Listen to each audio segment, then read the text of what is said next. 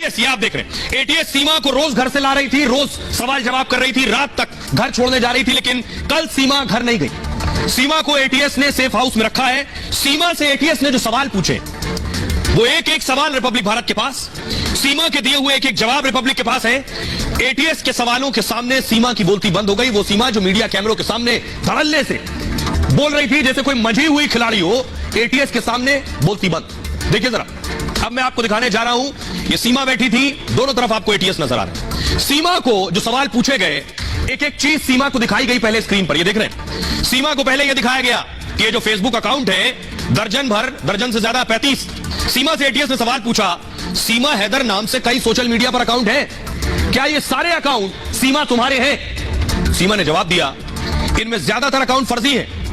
ATS ने पूछा, आपने कई फौज से जुड़े लोगों को फ्रेंड रिक्वेस्ट भेजी? सीमा ने कहा, किस किस को रिक्वेस्ट भेजा मुझे याद नहीं है इस बारे में। देखिए, शॉर्ट टर्म मेमोरी लॉस, सीमा जवाब भूल रही। सीमा ने इसका जवाब गोलमोल दिया। उन्होंने कहा, मैंने फ्रेंड रिक्वेस्ट रैंडम भेज दी थी, यानी कोई भी दिखाई दिया उसको रिक्वेस्ट भेज दी, ऐसा होता है भला? सीमा ने कहा, मुझे नहीं पता था कि वो इंडियन आर्मी के लोग हैं। यह भी ताज्जुब की बात है। सीमा से एटीएस ने पूछा, दिल्ली एनसीआर में आपके कई और दोस्त थे क्या? इस सवाल का जवाब सीमा ने नहीं दिया। और अगला सवाल एटीएस ने, यह तस्वीर दिखाई, देख रहे हैं आप, यह सीमा हैदर का भाई है जो पाकिस्तान की आर्मी में काम करता है। एटीएस ने तस्वीर दिखाई, पूछा, आपका भाई और आपके चाचा पाकिस्तान आर्मी में, क्या भाई और चाचा ने भारत भेजा है सीमा को? क्या आईएसआई ने भारत जाने के लिए कहा सीमा? सीमा ने कहा, भाई आर्मी में रह चुका है मेरा, चाचा अभी भी सूबेदार है, लेकिन मेरा आर्मी से कोई कनेक्शन नहीं है। मैं अपने भाई और चाचा से सालों से नहीं मिली हूं। ये उससे सीमा से पूछा गया आईएसआई से जुड़ा शब्द भी सीमा ने कहा। सोचिए, एटीएस ने पूछा, आईएसआई को जानती हो? तो सीमा कह रही है, ये आईएसआई क्या होता है मुझे नहीं पता, ये मुझे भारत में आने के बाद पता चला आईएसआई क्या होता है। सोचिए, हिंदुस्तान में बच्चा बच्चा जानता है आईएसआई, और सीमा हैदर पबजी तो जानती है लेकिन आईएसआई नहीं जानती। जब टीवी चैनल में मुझे आईएसआई का एजेंट बताया गया, सीमा कह रही, मुझे तो तब पता चला ये आईएसआई भी कोई चीज है। सीमा ने कहा, मैं सिर्फ सचिन के लिए नेपाल के भारत आई हूं। उसके बाद सीमा को आईएसआई का ये लोगो दिखाया गया।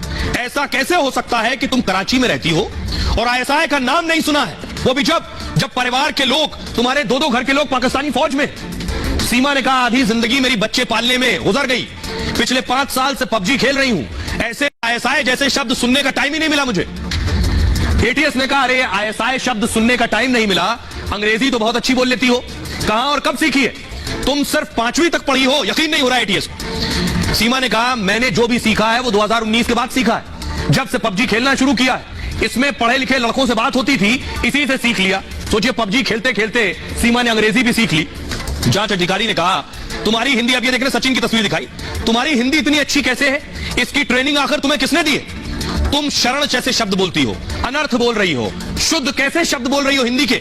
सीमा ने कहा, मुझे किसी ने इसकी ट्रेनिंग नहीं दी है, न किसी ने मुझे भेजा है। सचिन से बात करते करते मैं हिंदी सीख गई हूं, अब यहां फंस गई सीमा।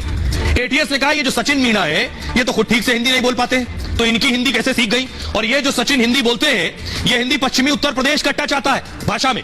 तुम्हारी तो शुद्ध हिंदी है, तुम्हारी हिंदी में तो पश्चिमी उत्तर प्रदेश का टच नहीं आता है, ऐसा लगता है तुम्हें किसी ने सिखाया।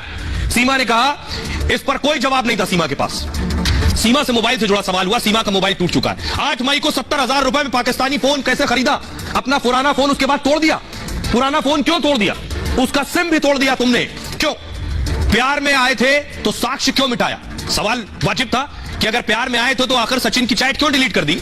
सीमा के पास कोई जवाब नहीं, साइलेंट। फोन कैसे टूटा, इसका संतोषजनक जवाब सीमा नहीं दे पाई। एक और सवाल हुआ सीमा से, मई से पहले का सारा डेटा डिलीट क्यों कर दिया है? सीमा ने इस पर कहा, फोन हैंग होने की वजह से यह डेटा डिलीट हो गया।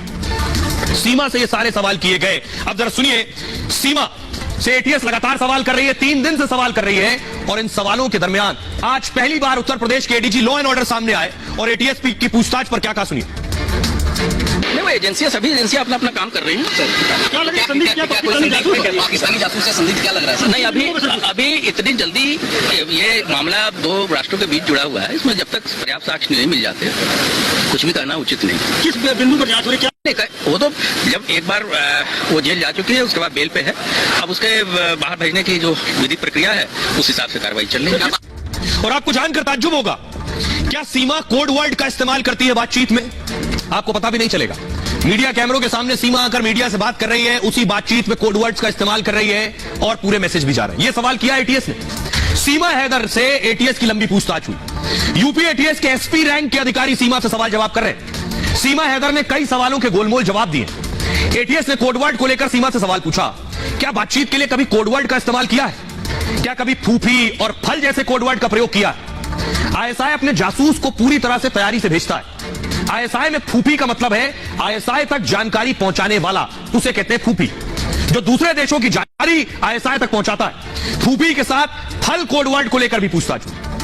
फल का नाम रुपयों के इस्तेमाल से जुड़ा है।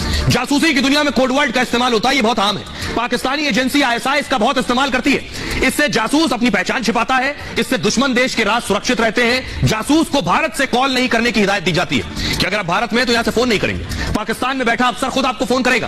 पूरी तरह से ट्रेनिंग देने के बाद ही उसे भारत भेजा जाता है। रात में 11 से 2 बजे के बीच नेट पर यानी इंटरनेट पर ही बात होगी। पाकिस्तान में फर्जी टेलीफोन एक्सचेंज का जाल फैला हुआ है। इसमें कॉल तो पाकिस्तान से आएगा लेकिन दिखता भारत का है। ये इंटरनेट के जरिए ही मुमकिन है। कोडवर्ड स्कूल में क्यों हो, घर चले जाओ का इस्तेमाल करते हैं।